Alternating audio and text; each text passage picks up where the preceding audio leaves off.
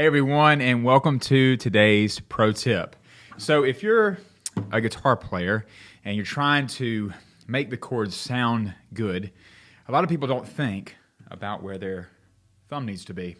And by the way, mentioning your thumb, can you give me a thumbs up, a like here on this video, so that way I can at least see that you watched it and maybe enjoyed the content.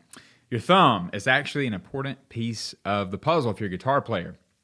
I could play a chord like a G, and for me, because I have such a big hand and I have long fingers, it's a very big habit for me to actually just hang my thumb right over here.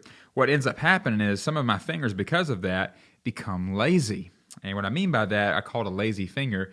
When the finger goes from this, like a claw, to like this, and it starts to lay over the other strings. And so this first finger could easily be touching the fourth string, and then making it sound really bad. And so a lot of times people get frustrated, whether they have big hands or small hands, because they can't get the chord to sound good. And so the thumb a lot of times is your culprit. You need to figure out, where is your thumb? I've seen students, and they'll lay their thumb over here, like not even bracing the guitar at all. Your thumb actually plays a huge part in you playing guitar. You don't realize that, but that left thumb is actually a big help because you can use that as a brace.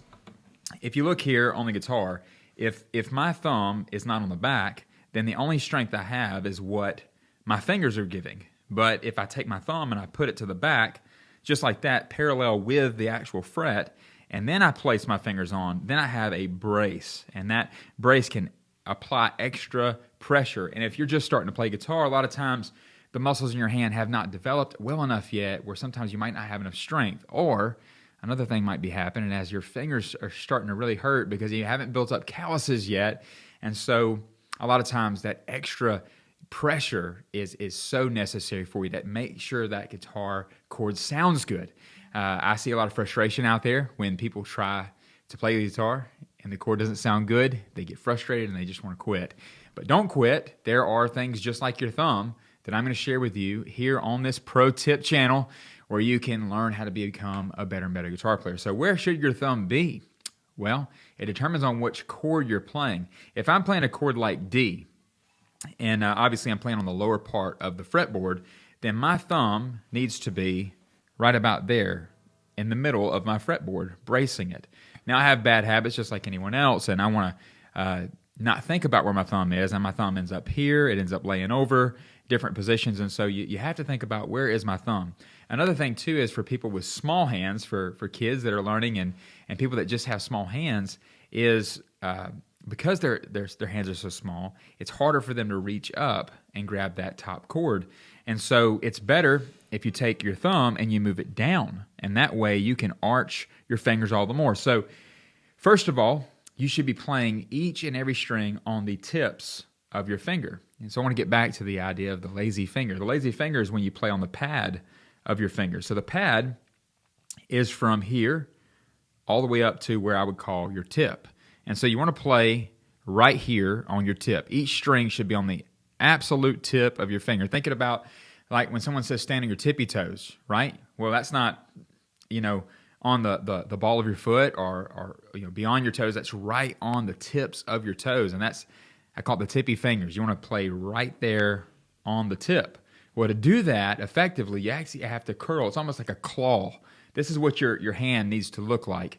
You need to have it as curled or as arched as you possibly can. And the reason for that is it makes room for other strings, so that way you don't accidentally touch another string. You see, if I take this first finger, which is doing great right now, and I make it lazy, look at that. It's now, see, I'm pressing, but I'm not pressing with the arch. Now I'm pressing with this part of the finger, which is not good for the finger, and it's also now touching the other string, and it's going to make it sound bad. So anytime I hear that, I know I need to arch my hands more, and the only way to do that for me, or for you, is to take your thumb and move it down. You see, now I'm able to arch it. The more I move it down, the more arched my hand's going to be. So if you have big fingers, you need to arch all the more, and so that way you can make sure that you're not touching any of the other strings. If you're having problem making the chords sound right because you're not able to press hard enough, there are several things you can actually do.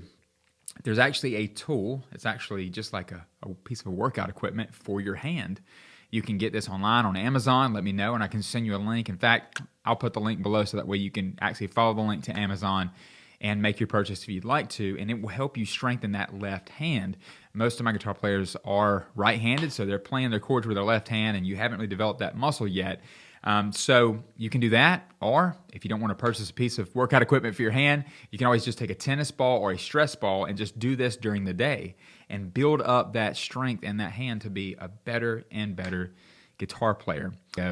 But most people don't think about that thumb. They're just thinking about these fingers. But I'm telling you, many people, because they're not thinking about their thumb, their chord doesn't sound good. And so pay attention to where your thumb is and where the strings are actually being pressed in.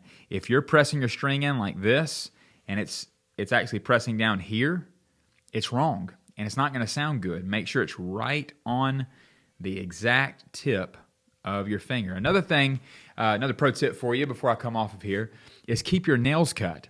Anytime I have any white show up on my left hand nails, I always clip them.